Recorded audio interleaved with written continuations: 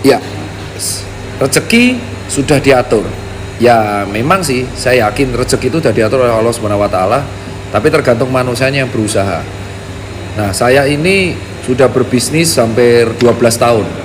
Tahun ini di tahun ke-12 dan bisnis saya itu dominannya di fashion, persandangan dan perivenan.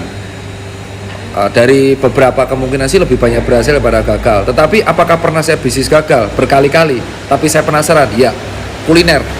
Saya berbisnis kuliner itu berkali-kali dan gagal mulu, bos.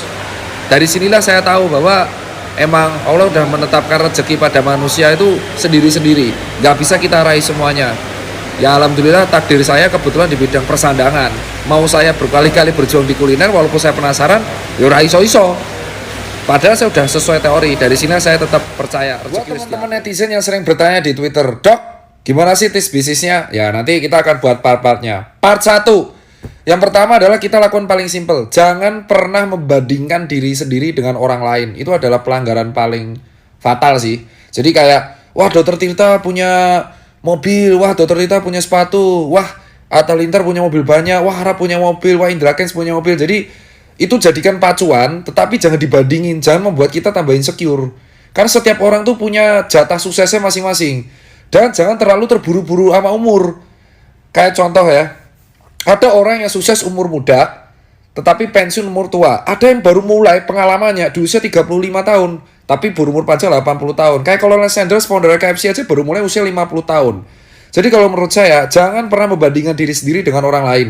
Beda-beda rezekinya. Dan jangan pernah terpacu kayak semakin cepat semakin baik. Enggak, semua punya jatahnya. Tips kedua untuk membangun bisnis adalah pengaturan keuangan yang baik. Jadi banyak orang tuh bisa membangun bisnis, tetapi jarang yang bisa melanjutkan atau membuat itu sustain. Nah, kita bisa melakukan itu dengan baik dengan cara menyicil dari muda, yaitu mengatur keuangan dengan baik, mengatur pemasukan, mencatat pemasukan, mencatat pengeluaran. Even sebenarnya kita masih mendapat uang dari orang tua pun kita harus belajar catat pengeluaran. Dari situ kita belajar nabung. Kalaupun nanti ditanya, Dok saya nggak punya duit buat modal usaha, ya kerja dulu untuk mengumpulkan modal dan menyisihkan. Jadi pengatur keuangan, manajemen keuangan itu adalah hal yang sangat penting di dalam semua aspek kehidupan.